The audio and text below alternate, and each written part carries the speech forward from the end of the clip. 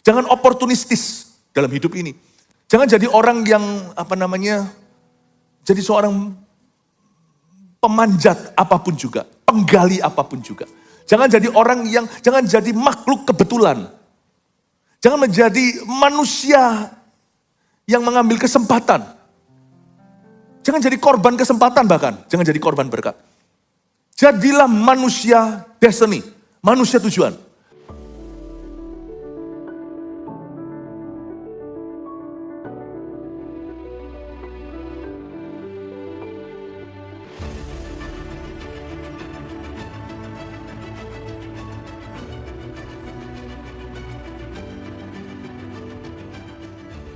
Di dalam Kristus kami hidup, kami ada, kami bergerak.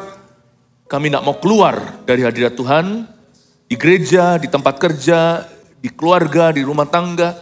Kami tetap dalam Tuhan. Ajari kami Tuhan Yesus untuk menjadi pemenang seperti yang Kau katakan. Dan kalau kami gagal, Engkau angkat kami. Dan kalau kami belum bisa berhasil, kami percaya keberhasilan datang dari Tuhan. Kami taruh iman kepadamu. Beri kami firman yang mendatangkan kemenangan.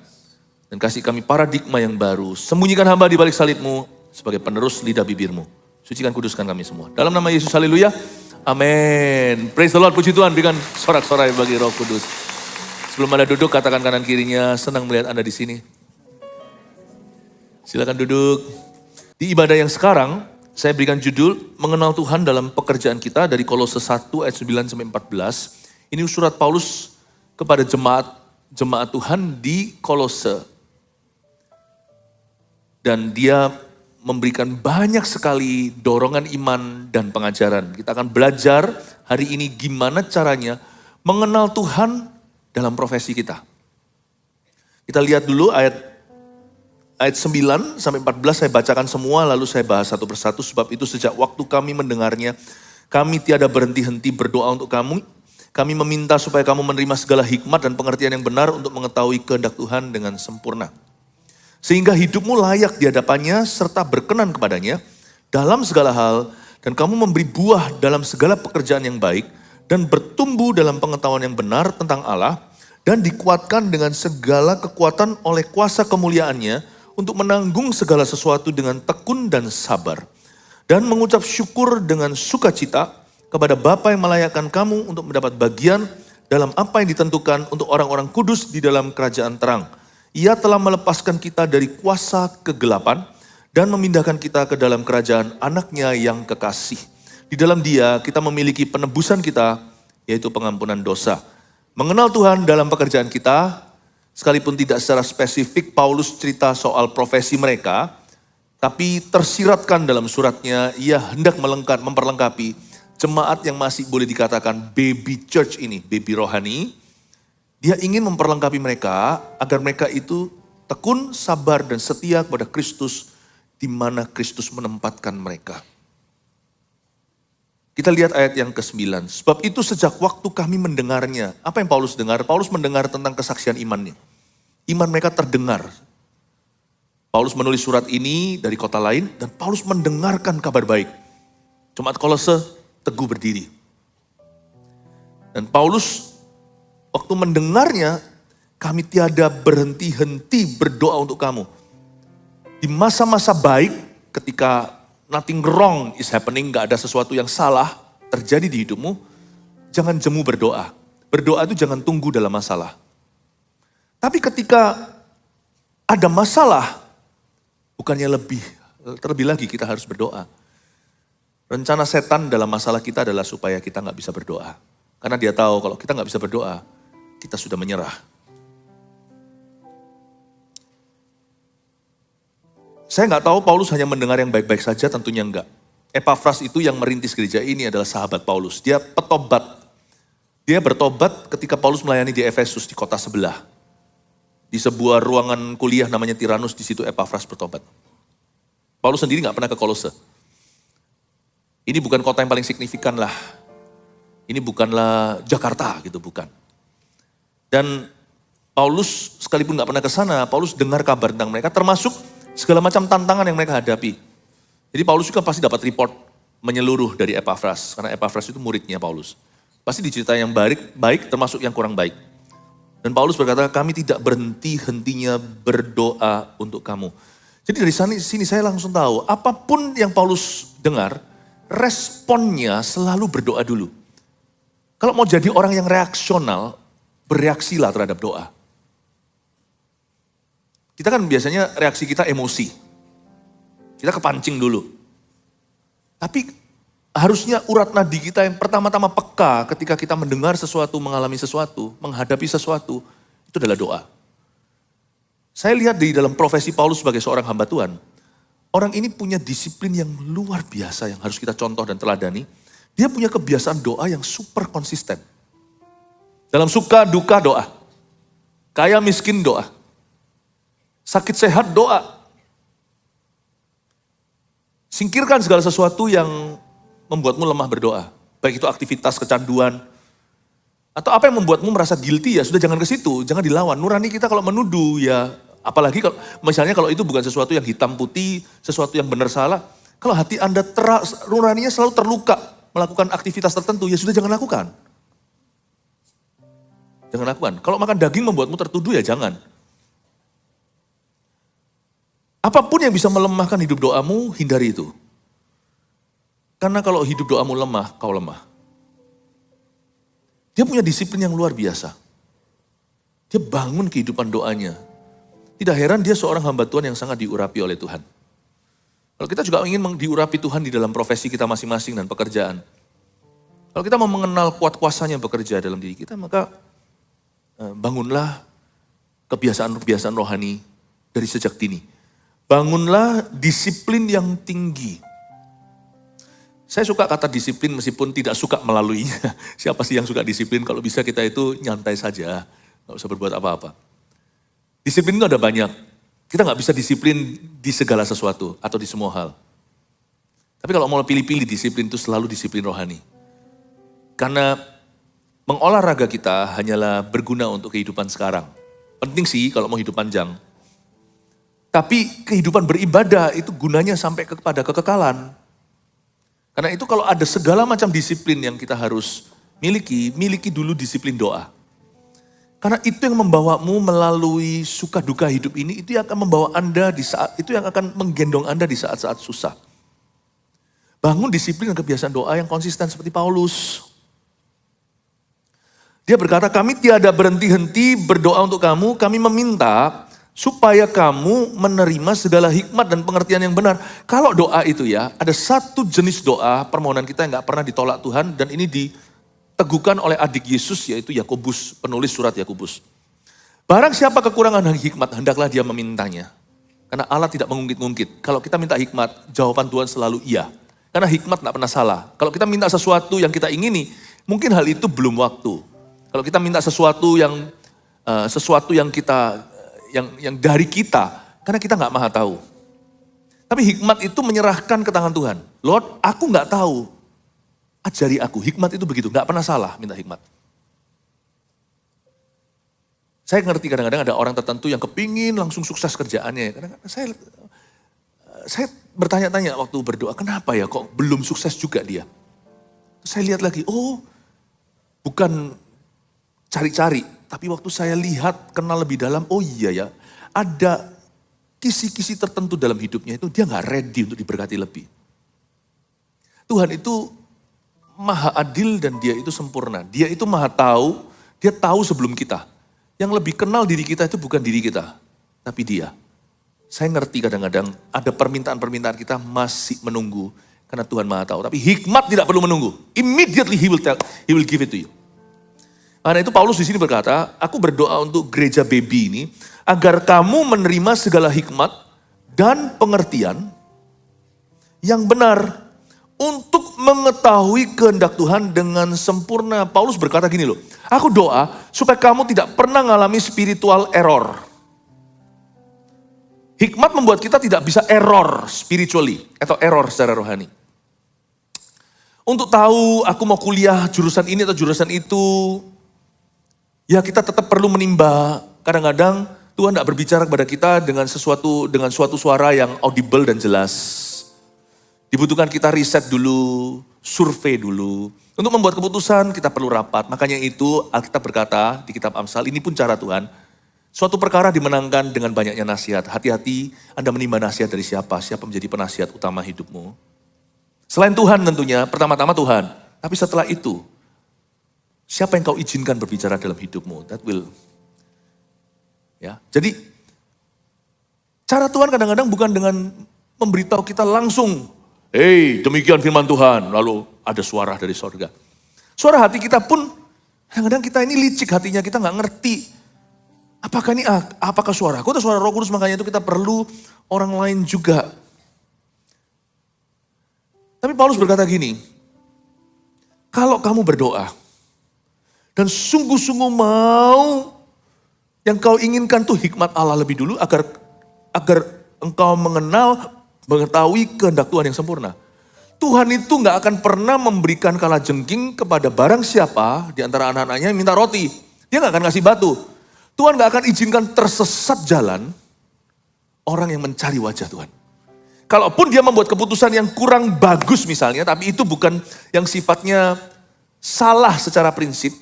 Ya, keputusan dia itu kurang cermat lah katakan. Pasti sama Tuhan nanti dituntun sampai kepada keputusan yang lebih baik. Tuhan itu tidak pernah akan tega melihat anak-anak yang mencari Tuhan itu ketemu batu.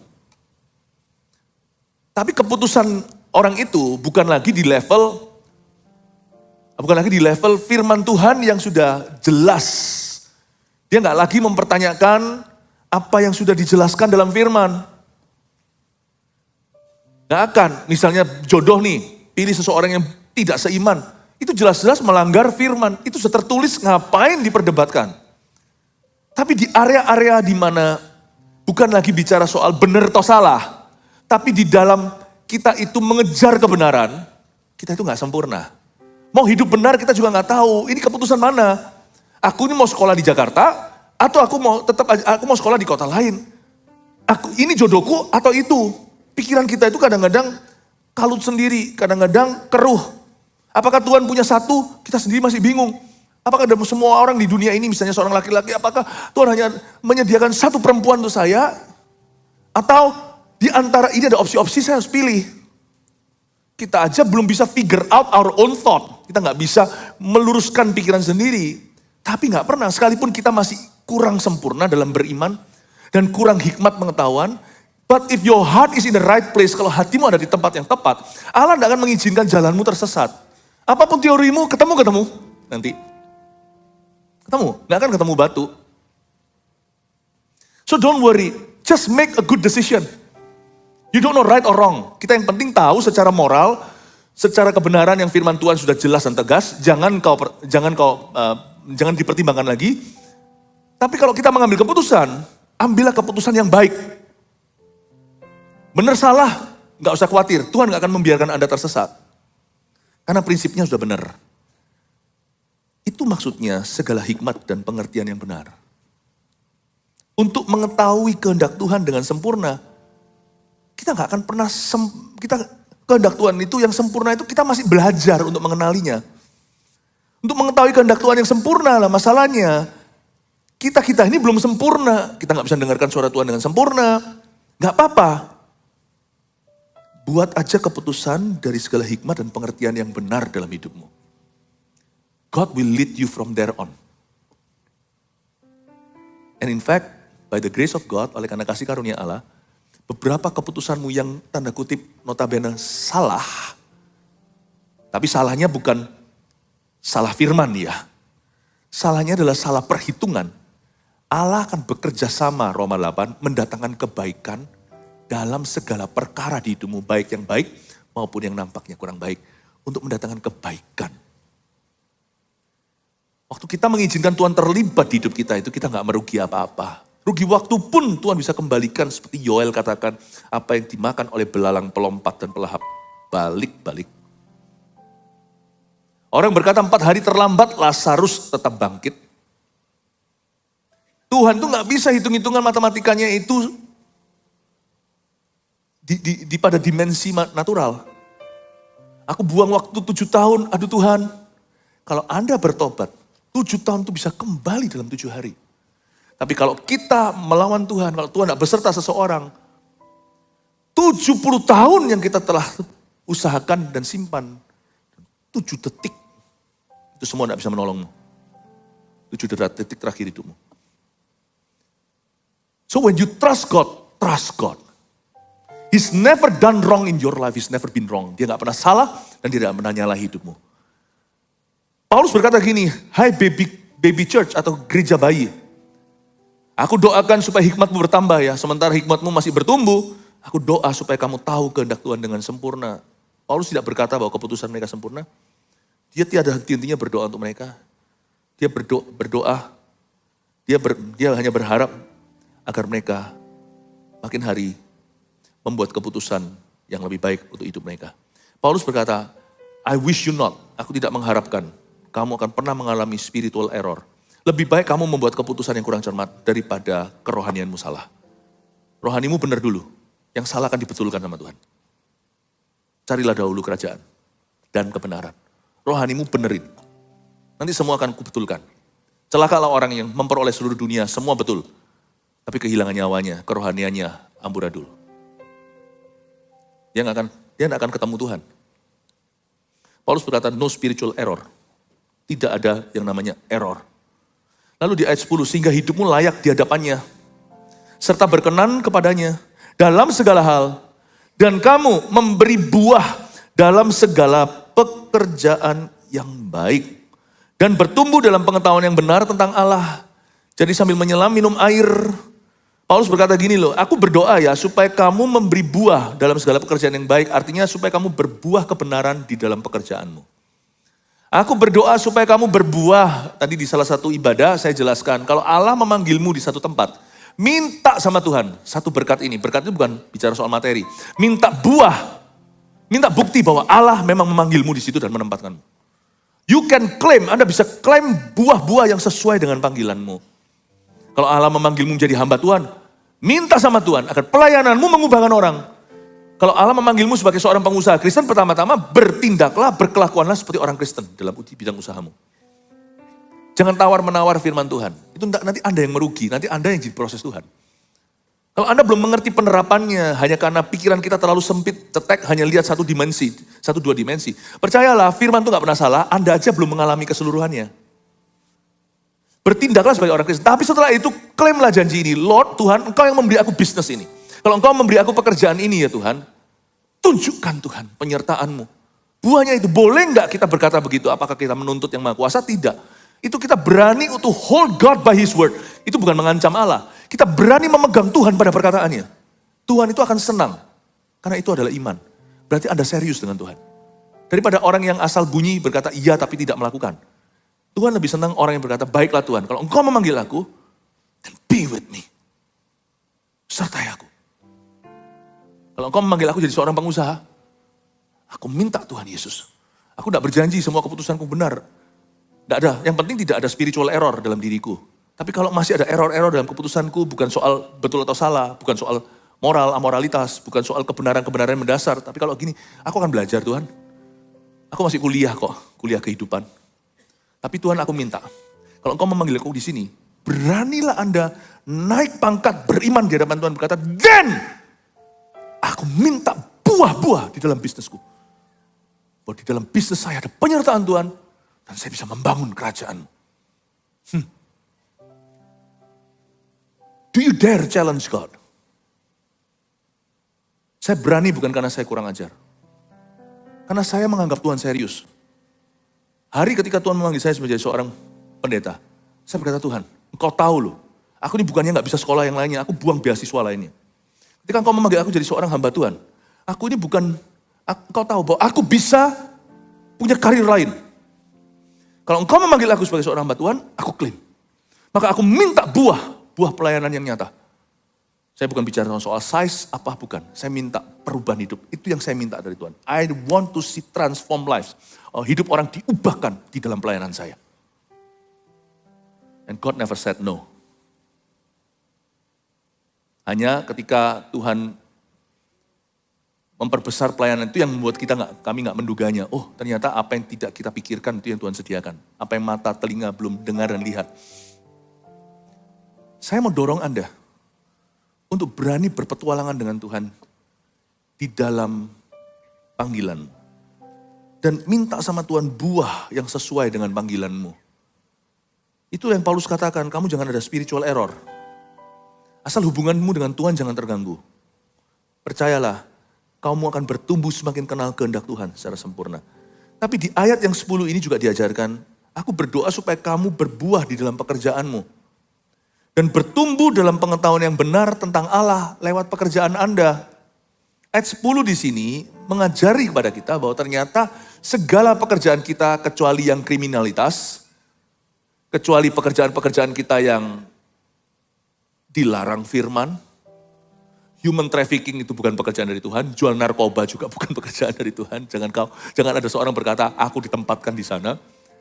Ya. Sekalipun ada berkat seolah-olah ada keuntungan, tidak semua berkat itu datang dari Tuhan.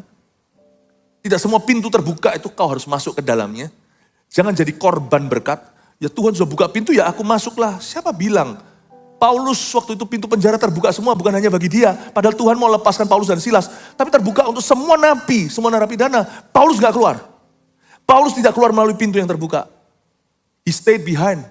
Dia tinggal di tempat karena dia tahu dia punya tujuan di situ. He had a purpose. Dia tahu tujuannya adalah ini kalau kacau balau di penjara ini bisa banyak orang mati. Dia tinggal di sana demi sipir penjara. You see, be a man of purpose, not man of opportunity. Jangan oportunistis dalam hidup ini. Jangan jadi orang yang jadi seorang pemanjat apapun juga, penggali apapun juga. Jangan jadi jangan jadi makhluk kebetulan. Jangan menjadi manusia yang mengambil kesempatan. Jangan jadi korban kesempatan bahkan. Jangan jadi korban berkat. Jadilah manusia destiny. Manusia tujuan. I have a purpose. Aku bisa lari, aku enggak lari. Aku bisa lakukan ini, aku tahu aku bisa sukses. Aku enggak mau. Karena ini bukanlah my cup of tea. Ini bukanlah porsiku. Kalau pizza itu ada slice atau ada iris-irisan. Ini bukan irisan untuk aku. Aku bukan pepperoni. Aku tahu panggilanku. Aku tahu dagingku. It's not for me. Be a man of purpose.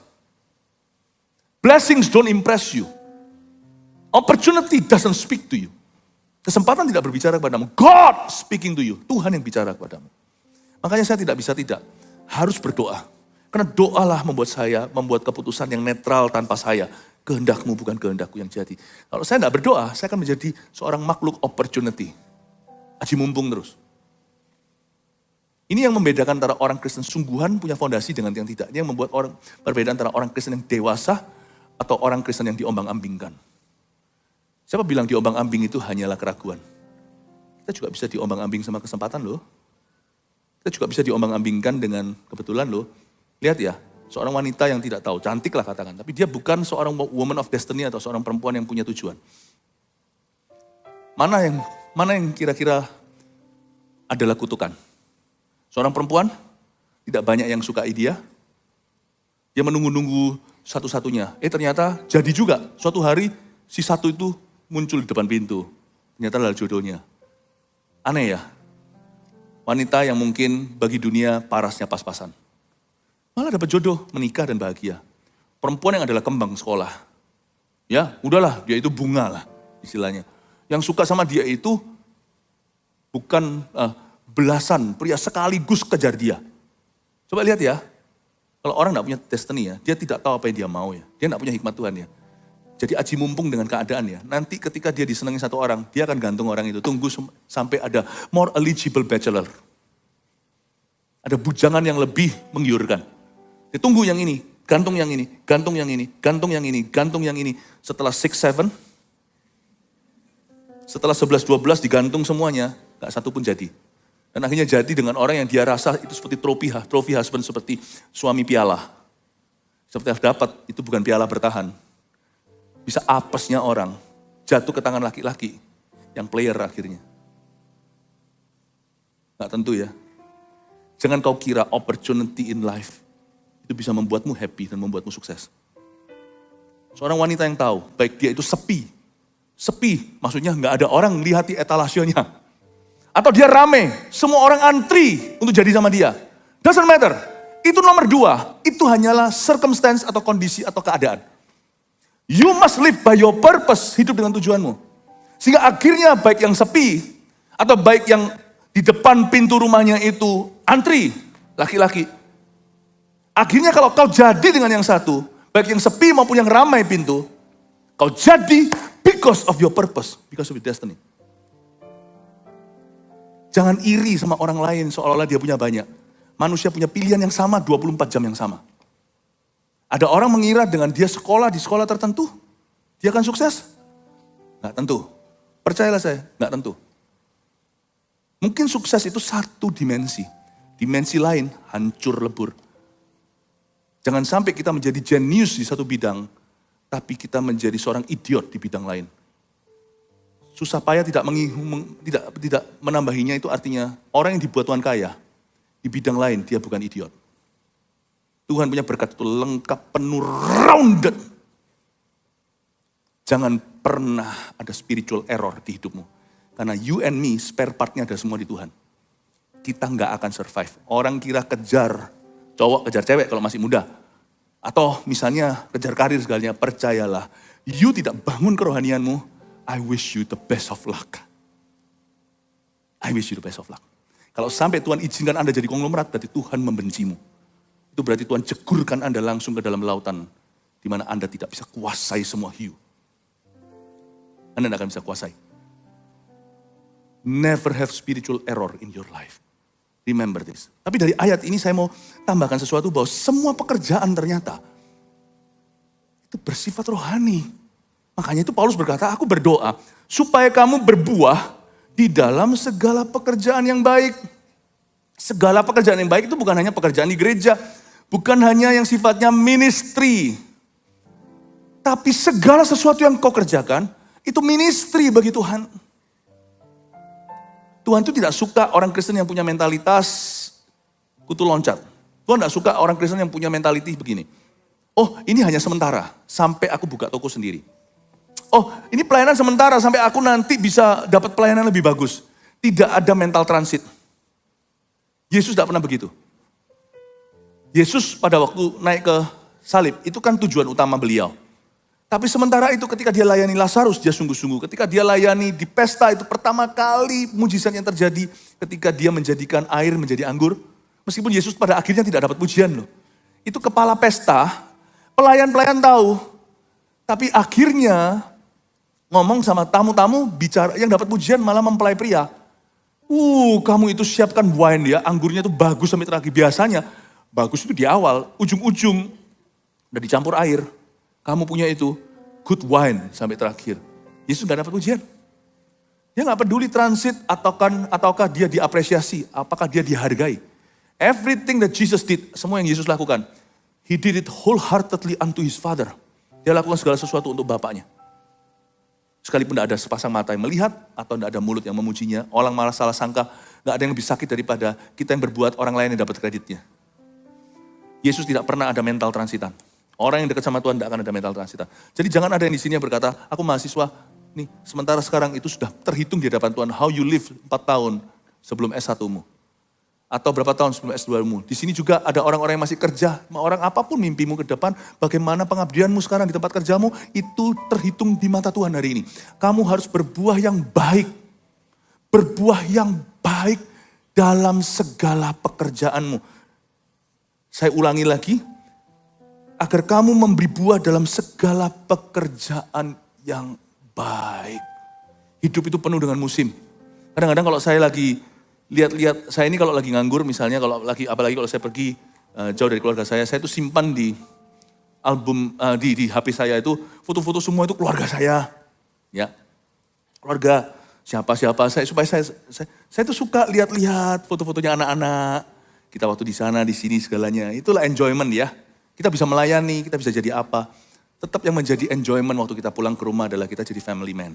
Saya lihat, saya ketawa. Tiba-tiba suatu saat, saya seperti terhentak.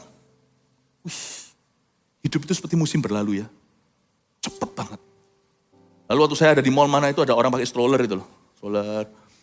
Itu lalu dia masih, mungkin orang tua pertama itu agak bahaya, mestinya naik lift aja. Ya. Tapi, orang itu begini, diangkat itu, saya ngeri itu kalau bayinya Saya biasanya dari belakang dulu gini, ekor dulu gini. Saya angkat begini sedikit, aman gitu ya. Saya lihat gitu tuh, kepingin kasih nasihat. Hei, diputar aja, diputar gitu loh. Ya. Tiba-tiba, wow, cepet ya. Rasanya kemarin saya baru dorong stroller. Itu masa gak kembali loh. Ngapain anak saya sekarang gede-gede kayak gini pakai stroller? Mereka yang gendong saya. Gak balik musim itu. Nanti kalau suatu hari musim cucu bagi kami, itu sebentar aja. Nanti sebentar lagi cucu pun udah gede. Hidup itu seperti musim silih berganti. Cepet banget. Cepet banget. Dan bolak-balik malah susu kadang-kadang ditunjukkan. Meskipun kami-kami ini belum tua ya. Tapi tunjukkan. Koko lihat. Berapa jemaat yang akrab. Kok lihat.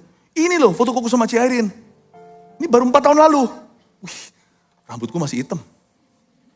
4 tahun enggak sih? Sudah 6 tahun kali ya. 6 tahun.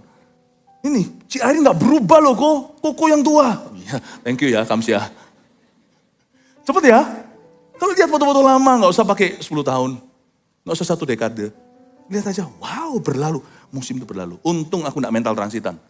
Masing-masing itu adalah satu mutiara di mahkotaku di surga. You see? Anda enggak mau cumplung-cumplung kosong-kosong mahkotanya istilahnya di bahasa anak kecil. Jangan mental transitan. Tidak ada masa menanti menunggu, masa persiapan juga diperhitungkan oleh Tuhan. Amin Bapak Ibu. Apapun pelayananmu hari ini, berbuahlah dengan baik. Apapun pekerjaanmu, berbuahlah dengan benar. Ada orang berkata WL supaya suatu hari Anda bisa khotbah. Atau Asher nanti suatu hari bisa apa.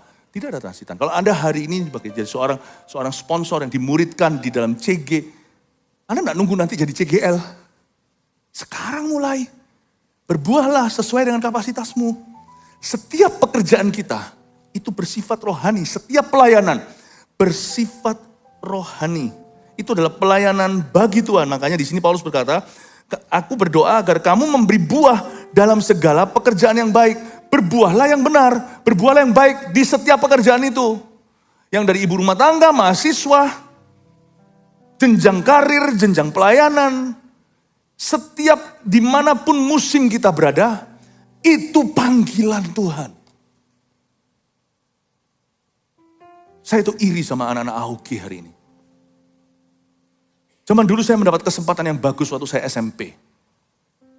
Saya SMP di Singapura. Teman-teman saya di boarding house itu yang akrab sama saya, itu orang-orang Indonesia. Ada orang Thailand, makanya saya bisa sedikit bahasa Thailand. Misalnya kami sekeluarga pergi bersama-sama gak kurang satu pun. Bahasa Thailandnya lengkap. Gak ngerti ya, lengkap gitu. Lengkap ya. Cuk bapak-bapak. Ya. Oke, orang Thailand pertama di Alkitab tahu gak siapa? Mordekai. Udah cukup ya. Udah banyak orang gak ketawa soalnya. Ada orang Thailand. Saya tuh dekat sama orang Indonesia karena sudah alami kan. Kan saya barusan aja pindah dari Indonesia, dari Taiwan, sekolah selesai, saya pindah ke Indonesia. Dari Indonesia saya pindah ke, tapi kan I did not know God, saya tidak tahu Tuhan. Kalau saya tahu ya, saya waktu di Taiwan saya kan belajar Chinese sungguh-sungguh. Sekarang saya sulit, kalau ngomong bahasa Chinese itu denger tidak masalah, tapi kalau untuk khotbah anggaplah nggak bisa. Karena saya tahu ya, saya nggak akan buang musim hidupku. Di Singapura ada kesempatan bagus, tapi ya apa boleh buat, nggak bisa salahkan diri sendiri, saya belum kenal Tuhan. Itu saya sama teman-teman orang-orang Cirebon. Mereka pada tanya-tanya karena mereka bukan orang Kristen. Saya yang dari keluarga berlatar belakang Kristen, mama saya udah Kristen dulu. Saya cerita, mereka tanya Injil itu apa sih? Saya ceritain Injil itu gini loh. Apa adanya ala kadarnya yang saya kenal zaman saya sekolah minggu. Untung-untungnya meskipun saya nakal, tapi namanya anak kecil itu kan banyak, kelihatan gak main-main, tapi dia hafal. Jangan pernah Anda remehkan anak-anak muda di rumah Anda, kayaknya gak dengerin semuanya. Masuk, makanya papa mama kalau nasihati rasanya gak masuk. Pura-pura aja dia gengsi. Anak kecil main-main mobil-mobilan gini, tapi dia tahu semua yang dikatakan. Saya ceritain apa yang saya tahu, yang saya ingat. Nangis mereka. Teman-teman saya orang-orang Cirebon waktu itu saya masih ingat. Nangis. Saya baru tahu sekarang hari ini sebagai hamba Tuhan. Itu dilawat sama Roh Kudus. Aneh loh, saya ini sendiri belum lahir baru. Saya nakalnya setengah mati, pindah-pindah negara itu karena papa mama pusing. Taruh negara manapun jadi troublemaker. Nangis teman saya. Tapi setelah nangis, saya yang bentak mereka. Cengeng lu. Saya gitu dulu. Saya suruh mereka berhenti nangis. Ngapain gini? Lalu saya yang ngajak Saya ajak mereka rusak. Saya ajaki mereka yang bukan-bukan. Saya menyesal. Puji Tuhan sekarang ada GMS Singapura, Redemption. Puji Tuhan saya pergi ke Taiwan melayani Tuhan, Redemption. Di Taiwan dulu cuma berkelahi isinya. Karena saya bisa melayani bangsa yang sangat saya cinta yaitu Taiwan. Tapi kalau saya punya head start, saya kenal Tuhan, saya dengar firman ini, saya tidak akan sia-siakan satupun musim hidupan saya. Apa yang dulu saya sia-siakan karena saya belum kenal Tuhan, saya sekarang tebus, Tuhan menebusnya dalam kehidupan saya. Bapak Ibu Saudara, jangan punya mentalitas transitan. Every single season in your life shall pass. Setiap musim hidupmu itu akan lewat. What is past, apa yang sudah lewat, tak akan kembali. Itu menentukan mahkota kemuliaanmu di surga. Mahkota kebenaran kau tidak perlu bayar. Detik kau jadi anak Tuhan, penyamun itu pun bermahkota yang di samping Yesus mati itu, yang malam itu ke Firdaus. Mahkota kemuliaan not for everyone. It is the crown of obediences. It's not the crown of grace. Kasih karunia itulah kebenaran. We've been made right because of grace. Kita dijadikan benar oleh karena anugerah. Tapi taat adalah pilihan. Berbuahlah yang baik dan benar di dalam setiap pekerjaan Anda. Berbuahlah dengan sungguh-sungguh. Berarti di sini kita bisa pelajari bahwa semua pekerjaan itu bersifat rohani. Semua pekerjaan kecuali sesuatu yang melanggar firman, setiap pekerjaan itu sifatnya spiritual. Pastor Philip, aku tuh kerja di sini, itu sekuler. Gak ada, karena kita semua lahir baru oleh Roh Kudus. Karena kita manusia rohnya dihidupkan. Everything you do is spiritual. Gak bisa enggak. Air itu kalau sudah jadi air, mau ditaruh di karpet dia basah. Mau ditaruh di meja dia basah. Mau taruh di kepala dia basahi rambut kita. Air tidak berubah hakikat. Hanya karena tempat. You and I, Anda dan saya, kata Yesus pada Nikodemus, kau sudah dilahirkan baru oleh air dan dengan roh. Bahwa kita semuanya ditaruh dimanapun juga karena kita lahir kembali. Karena roh kita dihidupkan. Everything we do is spiritual in nature. Segala sesuatu yang kita lakukan itu bersifat rohani. Jadi setiap pekerjaan kita itu rohani. Gimana Anda kita memperlakukan pembantu kita, staf kita, spiritual. Makanya itu saya selalu ajarkan di antara jemaat. Nggak perlu ngaku-ngaku apa dan apa, biar orang lihat buahmu. Tapi kalau Anda seorang manajer contohnya di sebuah tempat, dipercayai oleh atasan untuk memanage orang. Tetap harus tegas dan profesional, I understand. Tapi kita tidak bisa lepas dari kasih juga.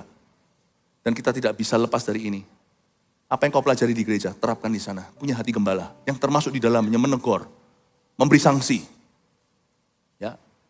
Tetapi jangan lupa, Anda tetap adalah orangnya Tuhan di situ. Spiritual, everything you do is spiritual. Itu yang disebut oleh Paulus, berbuahlah dalam segala pekerjaan yang baik. Berbuahlah dalam segala pekerjaan, dalam segala pekerjaan. Don't throw away a season in your life. Itu adalah kesempatan dari Tuhan, itu adalah pengabdian. Dan bertumbuhlah dalam pengetahuan yang benar tentang Allah. Sambil menyelam minum air, ini diberkati, kamu nanti semakin, kalau kamu punya attitude atau sikap hati seperti itu, maka pengetahuanmu akan bertambah. Bertumbuh dalam pengetahuan yang benar tentang Allah. Segala macam pengetahuan adalah milik Tuhan.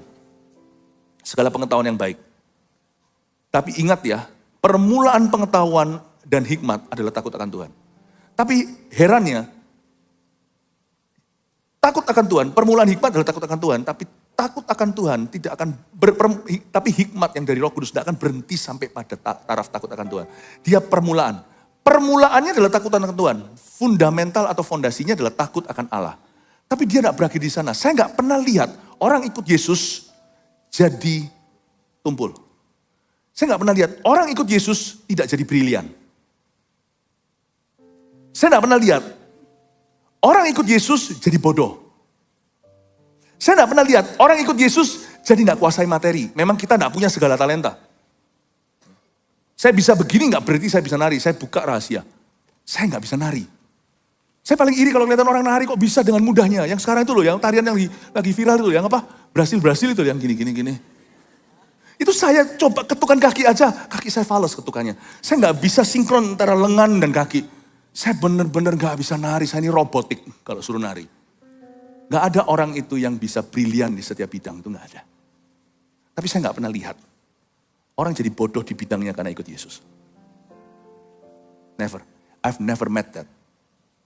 You see, hikmat itu selalu mulai dengan takut akan Tuhan, tapi dia gak pernah berhenti pada takut akan Allah.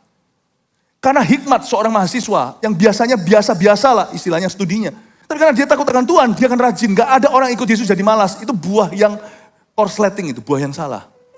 Gak mungkin yang namanya pohon ara melahirkan anggur. Atau pohon anggur menghasilkan buah ara. Gak mungkin pohon durian keluarnya semangka. Ikut Tuhan itu gak bisa jadi malas. Dia jadi rajin. Rajinnya malah gak perlu CCTV. Gak perlu ada mata mengawasi. Karena kerajinannya keluar dari kesadarannya. Itu buah-buah roh. Setia, semua segala macam ketekunan. Itulah sebabnya Alkitab berkata, kamu akan bertumbuh dalam pengetahuan yang benar. Mulai dengan takut akan Allah. Orang-orang ikut Tuhan itu seperti Yusuf. Sangat menguasai bidangnya.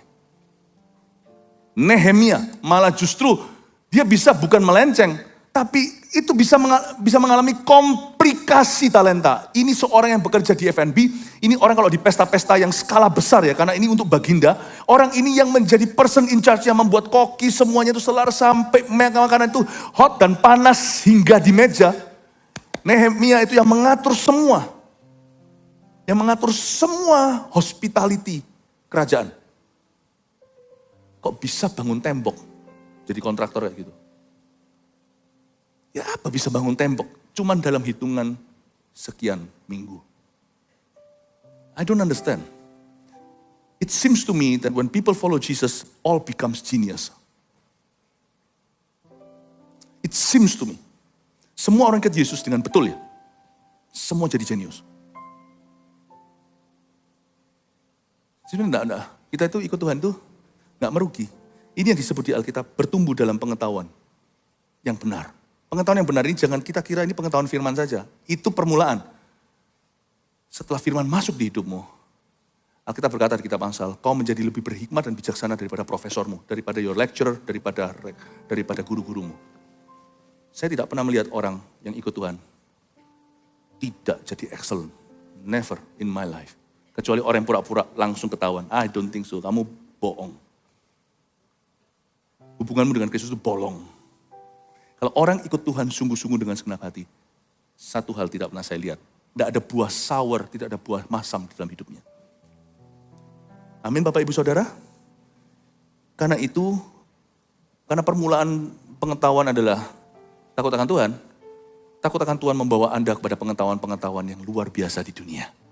Amin Bapak Ibu Saudara. Ya. Kita lihat ayat 11. Dan dikuatkan dengan segala kekuatan oleh kuasa kemuliaannya. Masih pada doa Paulus bagi jemaat Kolose. Dia berkata, kamu akan dikuatkan dengan segala kekuatan. Katakan segala kekuatan. Katakan dikuatkan dengan segala kekuatan. Please understand the source of your strength atau sumber kekuatanmu. Sumber kekuatanmu itu adalah sifatnya rohani. Dikuatkan dalam segala kekuatan. Kekuatan kita yang paling mendasar adalah spiritual strength. Orang Kristen sumurnya dalam yang dia timba itu adalah dari Roh Kudus.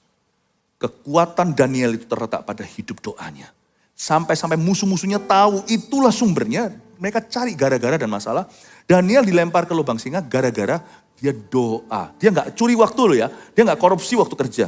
Tapi di waktu dia doa, dia berbuah. Saking fruitfulnya raja percayakan segala hal. Tapi pada waktu dia doa dan orang-orang tahu. Dan ketika dia suatu hari berdoa dan mereka bisa lihat di ruang doanya. Dan dia melihat dia bukan berdoa kepada patung raja. Mereka meminta pada raja untuk memasukkan dia lubang singa. Anda harus tahu bahwa the enemies know.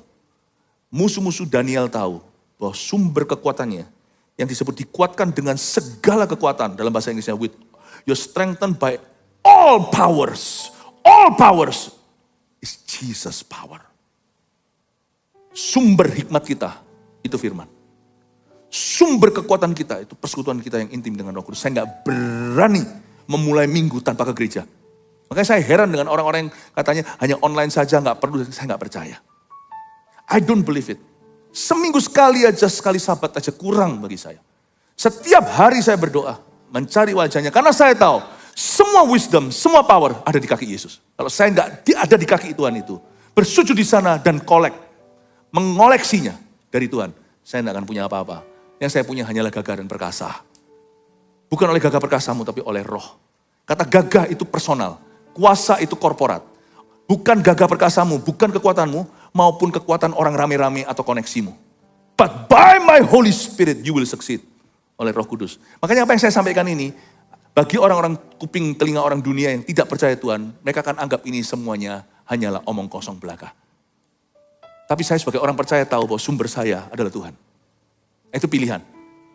Ujung hidup dan akhirat nanti akan membuktikan. Di atas fondasi atau dasar apa kau bangun kehidupan?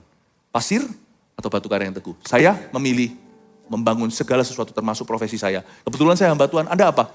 Dalam bisnis, Anda apa profesinya? Anda seorang profesional, kerja sama orang, whatever it is, bangunlah di atas dasar Yesus Kristus dan persekutuan dengan Dia. Alkitab berkata, dan dikuatkan dalam segala kekuatan oleh kuasa kemuliaan-Nya untuk menanggung segala sesuatu dengan tekun dan sabar. Katakan untuk menanggung segala sesuatu dengan tekun dan sabar. Saya jelaskan. Karena kita butuh kekuatan. Mengapa kita butuh kekuatan? Karena kita di dalam menjalankan profesi pekerjaan kita sehari-hari itu, kita nggak akan menghadapi dua hal. Yang menuntut kita untuk tekun dan sabar. Menanggung segala sesuatu dengan tekun sabar, karena hidup ini penuh dengan peperangan, dan di alam roh yang tidak kelihatan itu penuh dengan peperangan rohani. Belum lagi kita akan menghadapi manusia-manusia yang sifatnya itu beraneka ragam di depan kita dan sekeliling kita. Kalau kita tidak punya tekun dan sabar, yang dilandasi dengan kekuatan yang mendalam, kita tidak akan bisa menyelesaikan perlombaan iman kita. Kata tekun dan sabar, coba katakan tekun dan sabar. Karena Alkitab berkata menanggung segala sesuatu dengan tekun dan sabar. Tekun di situ ada hubungannya dengan keadaan. Tekun di sini circumstances, jadi nggak ada orang. Nggak usah pakai orang aja ya, nggak usah ada orang dan dramanya manusia sekeliling kita. Hidup aja sudah menuntut kita harus tekun. Karena ada banyak hal tidak terjadi sesuai dengan timetable kita, nggak terjadi sesuai dengan waktu kita atau cara kita. Keadaan itu bisa berubah-ubah. Misalnya dunia tidak ada peradaban, hanya ada alam semesta. Dunia juga masih bisa gempa, masih bisa banjir, bisa apa. Kita itu menghadapi keadaan yang tidak menentu, karena itu butuh tekun. Sabar itu sama manusia. Di dalam menjalankan profesi kita masing-masing, setiap orang pasti punya salib untuk dipikul. Dan kita akan menghadapi rintangan-rintangan di depan. Kekuatan kita itu kalau sudah aman pada Tuhan, dan kita bangun hidup kita di atas dasar kekuatan itu, kita akan lebih bisa tekun dan sabar menghadapi segala perkara. Tekun itu menghadapi keadaan, sabar itu menghadapi manusia. Sabar itu sama orang. Why? We need God every day. Karena tiap hari kita dituntut untuk tekun, kita dituntut untuk sabar. Ketika kita merasa kita sudah jadi orang paling sabar, tunggu dulu, besok ketemu orang baru, kau harus sabar lagi. Selama ada manusia sekelilingmu, kau harus sabar. Anyway, jangan self-righteous, jangan merasa diri benar. Orang lain juga harus sabar dengan dirimu. Kau tidak semudah itu. Kadang-kadang kita merasa orang lain susah ya, karena kita nggak ngaca. Kita bisa-bisa lebih susah loh dari orang lain. Bersyukurlah untuk orang-orang yang sabar di sekelilingmu. Kenapa saya datang ke Tuhan? Kalau saya nggak datang ke Tuhan, saya kepahitan. Saya datang ke Tuhan kalau ngeluh ciptaannya. Tuhan, orang ini, orang itu. Tuhan paling cuma bilang, aku memberimu kekuatan baru untuk bisa mengasihi mereka. Kasih Tuhan itu membuat saya kenyang. Jadi saya nggak perlu jajan. Kasih Tuhan itu membuat saya itu kenyang, membuat saya puas. Sehingga saya tidak perlu lagi cari pengakuan manusia. Kenapa saya harus datang ke Tuhan? Kalau saya datang pada ciptaannya, saya akan kecewa. Saya datang pada Tuhan, saya mendapat perspektif yang baru dan benar. Saya mendapat paradigma Allah untuk melihat ciptaannya. Dan ciptaannya yang paling mudah untuk dicintai adalah alam semesta. Mereka tidak bisa berbuat apa-apa. Anjing itu lebih mudah dicintai daripada manusia. Sungguhan. Hewan, piaraan. Saya dulu punya ikan. Saya suka lihat ikan. Kalau ikan itu saya ada rasa ketenangan palsu. Saya dulu punya akuarium kecil gitu ya. Saya lihat, untuk saya belajar gitu ada akuarium lihat ikan. Saya senang ya. Dia nggak gigit. Di dalam akuarium. Dia indah. Lekuk-lekuknya seperti itu. Saya liatin dia. Lebih gampang cinta ini. Daripada teman saya yang menggigit. Kalau ini tidak membuat saya ingin doa. Saya memuji Tuhan aja cukup. Pujilah Tuhan untuk semua ciptaanmu. Yang ini buat saya berdoa. Saya mengucap syukur ditaruh di tengah-tengah orang yang tidak mudah. Karena mereka membuat saya lebih dekat sama Tuhan. kalau saya nggak dekat sama Tuhan, mereka sudah gua gigit dari dulu. Makanya ada ayatnya, kamu jangan saling menggigit ya dan membinasakan. Paulus kan ngomong begitu. When you don't pray, you cannot walk with men. And if you walk with men, you don't know who you are. And how you should treat others. Anda tidak akan bisa. Tahukah Bapak Ibu Saudara kenapa kita harus berdoa? Kenapa kita harus mendapatkan kekuatan kita di ruang doa kita? Because men will force you to be nearer God. Manusia akan memaksamu, membawamu dekat pada Tuhan. Kasihan kan seorang orang Kristen yang gara-gara manusia meninggalkan Tuhan? Kecewa sama Tuhan, gak ke gereja, kecewa gak mau pelayanan, disakiti, ngamuk, gak jadi orang Kristen. Lihat, bukannya sebaliknya. Orang yang berdoa tahu, justru manusia-manusia yang kurang sempurna ini membuatmu terpaksa harus datang ke Tuhan. Saya rasa paksaan itu paksaan indah. Anytime deh, silakan paksa saya untuk dekat Tuhan, karena saya tidak akan merugi. Setiap kali saya dekat pada Tuhan, saya bertumbuh. Amin Bapak Ibu. Terakhir dengan ini saya selesai dan mengucap syukur dengan sukacita kepada Bapa yang melayakkan kamu untuk mendapat bagian dalam apa yang ditentukan untuk orang-orang kudus di dalam kerajaan terang. Di sini Paulus sekali lagi mengucap syukur, dia mengucap syukur dengan keras, dengan sukacita. Dia berkata, Bapa melayakkan kamu untuk mendapat bagian dalam apa yang ditentukan untuk orang-orang kudus di dalam kerajaan terang. Gini ya, semakin kita dekat sama Tuhan, semakin diterangi itu hati, kita nggak melihat lagi hidup itu berdasar upah. Aku bekerja gini, berbuat gini, apa upahnya? Enggak. Semakin dekat sama Tuhan ya, mata kita itu terpengaruh. Mata rohani kita bisa melihat apa yang Tuhan sudah sediakan bagi saya sebelum dunia dijadikan. Aneh, orang kalau nggak dekat sama Tuhan tuh lihatnya itu upah. Karena sifatnya dia hamba. Orang kalau dekat sama Tuhan, dia makin hari akan menjadi seorang pewaris, menjadi seorang anak. Dia nggak melihat lagi Tuhan bisa kasih aku apa. Tapi dia melihat, oh karena aku dekat Tuhan, aku bisa melihat dengan lebih jelas. Ternyata aku lebih dari pemenang. Saya bukan hanya minta kemenangan, saya sadar saya adalah seorang pemenang. Mendapat bagian dalam kerajaan terang. Makanya saya senang sekali kalau orang memaksa saya untuk dekat sama Tuhan. Itu membuat saya semakin brilian. Semakin diterangi. Membuat saya jadi melihat, that's my inheritance. Saya bisa melihat warisan ilahi dalam kehidupan saya. Saya bisa menjadi ahli warisnya. Saya juga bisa melihat bagian saya dalam kerajaan terang. Itu perbedaannya.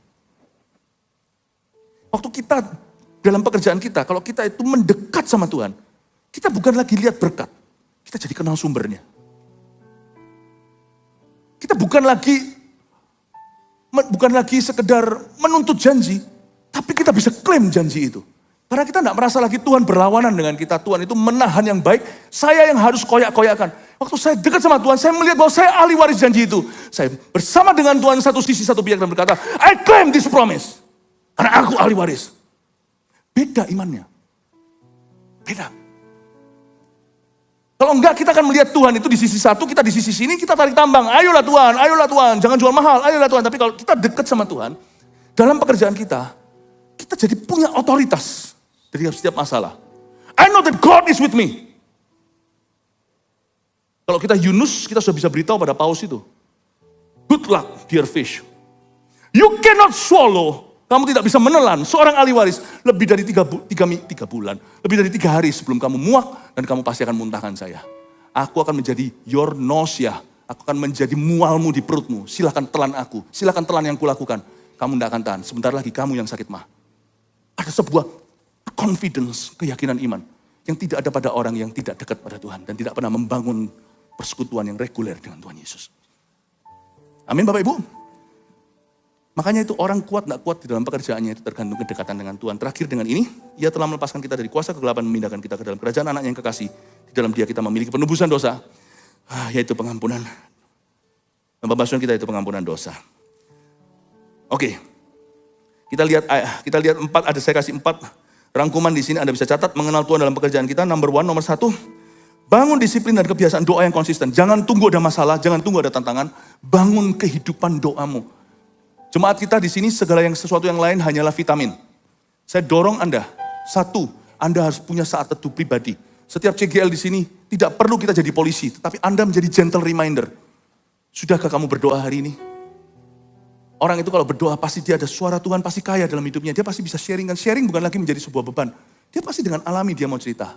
Ya, jadi pastikan kita punya saat teduh pribadi. Tidak sanggupkah kamu berdoa 1 jam, berjaga-jaga dengan aku? Sisihkan waktu yang terbaik, jangan bolong-bolong saat teduhmu. Karena itu merugikan sekali. Kita tidak akan pernah sungguh-sungguh menang. Itu yang pertama, yang saat teduh tadi. Lalu habis itu kalau Anda pas CG, itu penting sekali. Itu membangun persekutuan orang benar di dalam kehidupanmu. Persekutuan yang lain itu hanyalah tambahan. Karena itu hanya membawamu sekian. Itu hanyalah infus-infusmu. Di CG kau bertumbuh, di dalam ibadah, di sini kita selalu belajar untuk memulai hari. Bagi orang Kristen, hari Minggu itu hari ke-1. Hari ke-1. Senin itu hari kedua. Kita cari Tuhan dulu dan kebenarannya. Mulai Senin, Selasa, Rabu, Kamis, Jumat, dan seterusnya. Di situ kita belajar untuk menerapkan yang kita terima. Amin Bapak Ibu Saudara. Belajar untuk membangun disiplin rohani.